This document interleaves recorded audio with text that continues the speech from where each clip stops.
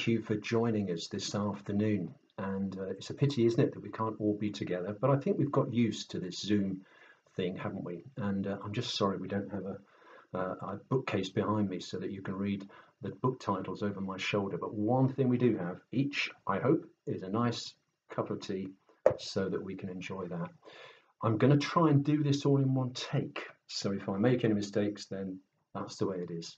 Big thank you to Suzanne, who I think you've just heard before me. And one thing that really amazes me is that she does all this work within 6 hours a week. So that's quite something, isn't it? One of the things that I do in working alongside Suzanne is to write to grant making trusts.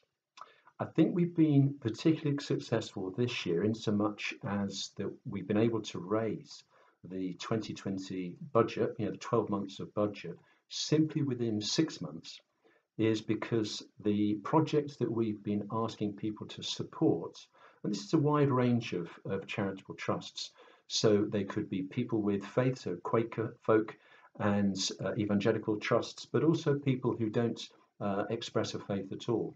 The reason I think we've been successful is that we have been working on projects that make sense to a wide range of charitable trusts. So, for example, the borehole, the 4 classrooms that we built, and also coming up soon, the toilet block. And again, I think that just makes sense to everybody, doesn't it?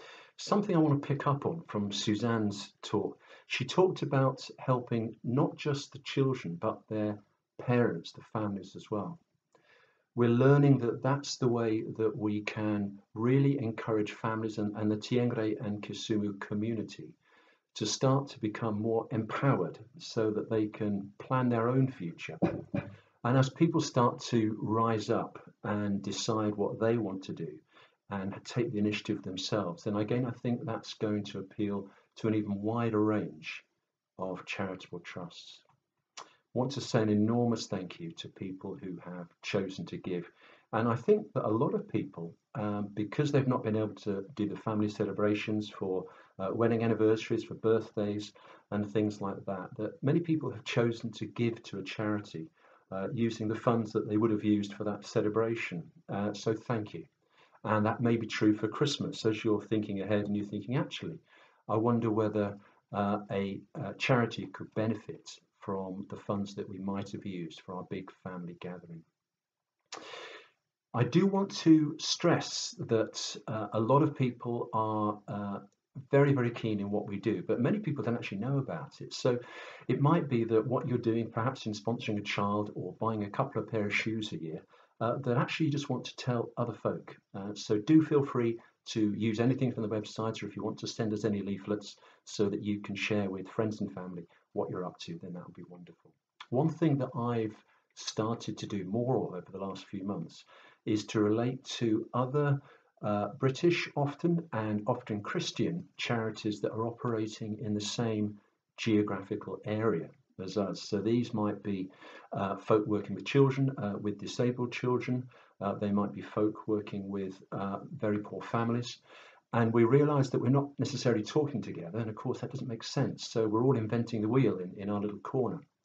I'm finding that as I talk to different people, there's so much that we can share, resources, good practice, policies that other people have written in advance and other people can simply use and share each other's ideas so that together we're working together to help the local families.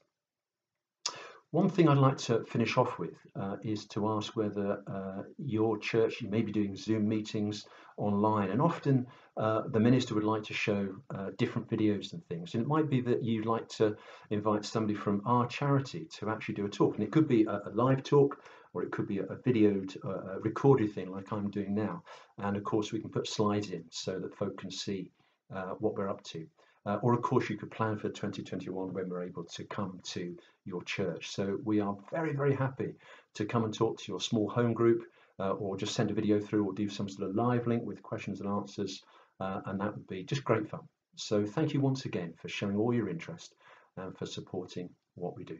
Thank you.